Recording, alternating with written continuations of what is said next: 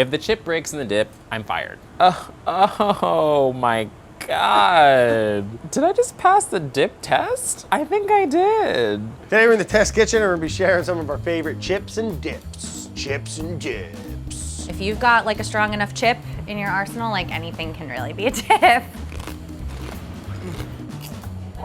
They can be chunky, they can be creamy, they can be hot, they can be cold. I will eat a dip anytime, anywhere. I'm ready to dip in. I'm making a roasted tomatillo avocado salsa. So not a guacamole where it's like a little bit more textured. I love a roasted tomatillo salsa by itself, and the avocado blended in just adds like extra creaminess. I'm a huge plantain chips, tostones person. I will buy them at the bodega when I need like a snack or a treat all the time. Like over potato chips, over like anything else, like I will buy plantain chips or tostones. Plantains are in the banana family, but a little bit starchier. They're like super craggly, crunchy, lots of heft. They're very good. The super salty is the key. To me, the perfect pairing for that is an avocado, like creamy, fatty, rich with the salty, crunchy, I think is a perfect marriage. So we're gonna roast our vegetables. You're gonna end up putting this in the food processor, so you don't have to be precious with how you cut anything. These are poblanos. I'm just ripping out the insides. Smoky, fresh, vegetal. And for the jalapenos, I'm just gonna lop off the stem and then cut them in half. Tomatoes are great because they're a little bit less sweet than a tomato and more like vegetal. They want to be cooked. They want to be roasted. I think that really brings out their flavor. And we're just gonna drizzle a little bit of oil on these guys to help them along in the oven, and salt. And then you're good to go into the oven for like 15-ish minutes. We're just letting it get like roasty, charred in spots, juicy in spots. Look at this, oh, juicy, yum. And we're gonna get all of that into the food processor. And then we're gonna add our avocado. And then we're going to add lime juice, just a little more brightness. We're gonna add just a clove of garlic and then a bunch of cilantro. You don't have to pulse it. You want this to be smooth, so we're just gonna blitz it all. Okay, great. It's like nice and thick from the avocado, but not so hefty like a guacamole. It's like some beautiful middle ground that I just love so much. Look at these, gorgeous. Here is my roasted tomatillo and avocado dip. I'm ready to dip in. You can get so much of it on your chip because of this like velvety thickness from the avocado. Super crunchy, salty, spicy, vegetal, herbaceous, bright, but with this like creamy undertones from the avo. This is a well-rounded dip. This is a dip that does it all. And like these chips, I mean, they're just like so craggy and fun and hold the dip really nicely. I think it's a perfect pairing. We're gonna be making one of my favorites. It's just kind of like a dressed smoked trout dip. It's loose, it's kind of chunky, but not too big. You know, it's got some different crunch in it, a little bit of sweet, some garlic, some shallot, and then the smoked trout. You know, a lot of dips tend to go the creamy road, you know, which is great, which is fine. I'm glad they're there. But I like something that's got a little bit more fresh, herb forward, acid, a little sweetness, a little crunch. Even if you're not a big fish person, I feel like a good smoked trout is just delightful. It's got like a clean, fatty content to it. And if it's done right, it's got a little bit of, you know, a nice little hint of smoke to it. And, you know, you can get smoked trout that come in like the vacuum sealed little, sometimes they're like just little clean, nice little fillets. Or you can buy them already smoked. They're kind of cleaned. You don't have to pick them off the body. So we're gonna be doing a little pita chip, all right? But I don't want like a big flavor forward one. Like I don't want like an everything bagel chip or something, you know, where it's like all that like toasted garlic and onion is just gonna blow out all the subtleties. So let's pick the trout meat, shall we? Skin comes right off. That top line, you can kind of just push with your finger and it just lobes right off. I mean, it's absolutely perfect. And then the bony part tends to be on the belly flap, but it's also my favorite part of the meat. If you can get that to all kind of shelf off of that rib meat, it's the best. It's got the high fat content. It's a little thinner. It picks up a really nice smoke on the inside of the cage there. Quality control. Oh, that's good. And I don't want it to be a paste. I want you to tell that there's fish in there. So I like just like nice little flaky bits. Some nice skin on, the red skin on peanuts. I'm a sucker for the skin on peanut. And we're gonna throw them in. I got this oven. It's at 407 degrees Fahrenheit right now. And we're gonna put it in there just for a couple minutes. Do not forget. And get a little shallot here. A little dicey dice. Let me check the peanuts. We'll give them a little flippy flop, all right?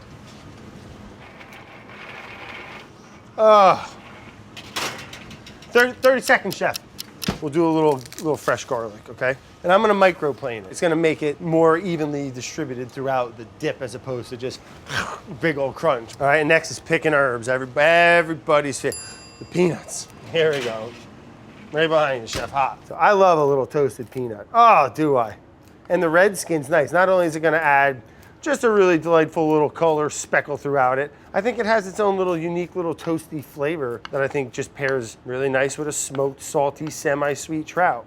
All right, so we got some parsley. We're going big herb forward. You know, I want it to be kind of bright and light and not gonna bog it down like Aunt Susie's triple cream, whatever the hell dip, you know? Which again, I'm glad it's there.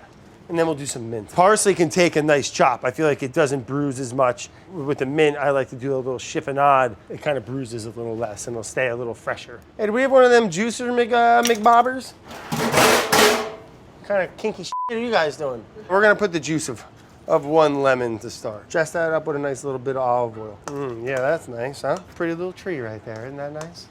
And then our wild card is gonna be some dried tart cherries, all right? And we're gonna have them. I love dried cherries because they have a nice little chewy texture. And I look for ones that aren't like sweetened. Or I don't need the sweet, you know? So I'm gonna plate this thing up. Look at that, that's nice, huh? And then we got our flame baked classic pita chip. There we go, nice little bite there. A lot of herb, lemon, kind of bright, kind of fresh. The no cream kind of dip, the anti-cream dip.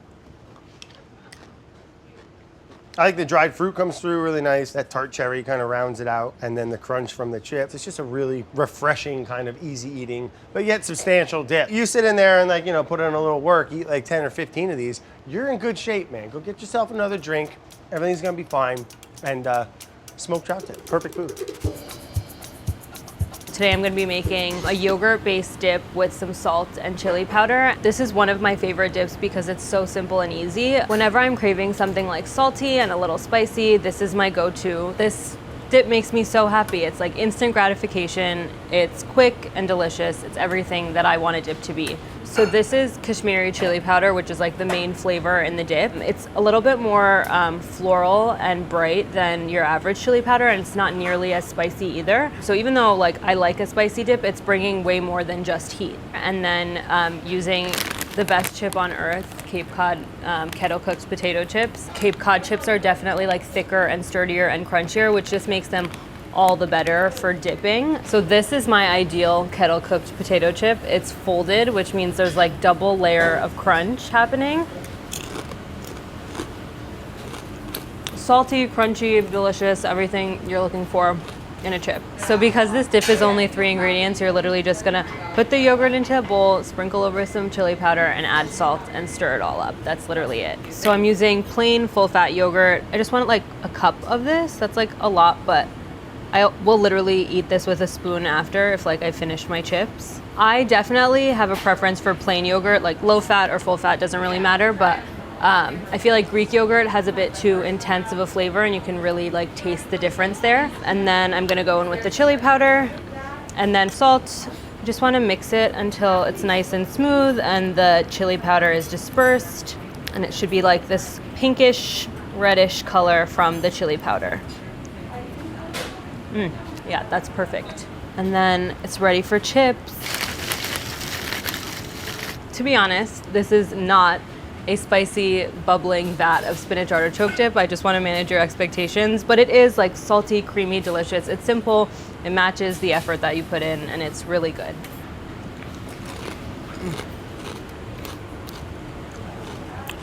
It's perfect. There's like a little bit of earthiness coming through and some like bright chili powder vibes as well. Really delicious. I definitely think dips are great for parties and group things, but this one is just more comforting and it's definitely something I would just eat by myself. If you give me this whole thing, I'll finish it in 10 minutes flat. You know what's funny? I actually am not a huge dip person. However, what would I do if I was thinking about flavors and ingredients and spices that made me excited? What I wanted to do is figure out a way to do my own riff on what you would say is a spinach and cheese and artichoke dip. I want it to be creamy, full of fat, spicy, and have lots of texture. So my chip of choice today is the yuca chip. In Jamaica we say cassava, but depending on where else you are in the world, you can also look for yuca, and it's the same thing. It's a root vegetable. It's gonna give starchy, it's gonna give structure, and it's gonna hold that dip up for you to eat it. It's sort of like a potato, but it's giving potato plus. I'm using coconut oil as a base because I essentially want to kind of keep it in that sort of like tropical family. Coconut oil is my favorite. I love the way that it captures certain spices. I think it smells great. And what I'm gonna do next is just take my spices, chili, allspice and nutmeg, and then we have our paprika. And so you're getting the heat from the chili flakes. Also, I can immediately smell that sort of like really elegant, really light, sort of like oniony moment as well. And then we have our hearts of palm. It has like this sort of olive feel to it. And so these are from the can. These are brined, they're softer, they're already peeled. I just want it to kind of develop a little bit of color. And then what I'd like to do is just separate the solids and liquid so that I can use the solids for incorporating into the mix and also use the liquid for finishing the top of the dip. We have our hearts of palm and our green onions cooked down. We have our oil separated, and now we're gonna work on the base. We have our cream cheese, goat cheese, coconut yogurt, Parmesan, garlic, scallions, and tamari. Tamari is really helpful because I think it has not only the salinity or the saltiness to it, but also has this like level of sweetness I think helps to bring everything together. I'm gonna squeeze some lemon in, helping to add more acidity. Let it do its thing. So everything is like pretty much well incorporated. You can kind of see the flecks of the green onion, smell the garlic. I want to take the rest of my goat cheese. So basically what I'm doing is I'm actually just adding a bit more texture. Again, like I don't love a homogeneous dip moment. I really want it to kind of stand out, and every bite should feel a little bit different than the last one that you had. So I'm heading to my oven, gonna use the top one. And we let it do its thing. Oh my God, can we get a zoom jiggle? I'm just gonna add this to the top. And to add a bit of heat, we have our Scotch bonnets, kind of give it a little accessory. And the nice thing too is like you have a bit more of a tamed spice through your oil. So the spice is still present in the green onion and also the hearts of palm that have been cooked down. But I'm gonna add a bit more back in. A great yuca vehicle. I'm not just bringing a potato chip to the party. No, we're bringing yuca chips. Look how cute these are. It's not just like a round Lay's. It has that sturdiness that you want to actually dive into that dip. I think I would make a great Real Housewife. If there was like an episode where they had a dip competition, all the girls would be so mad at me because I would win. This is like the winning dip. These little peppers look like stars. You've got cheesy goodness, it's warm, you've got spice, you've got texture. It's also spreadable. Oh. Oh my God. Oh my God. Really, honestly, those are delicious. And your cassava chip is neutral enough, but sturdy enough to let the dip do its thing. We have a cheesy goodness moment. You kind of have that browning that happens on the top, and then also there's that beautiful red spicy sauce from the oil from cooking down the green onions and the hearts of palm, and then the hearts of palm and the green onions itself. It's like a textural masterpiece in a dip.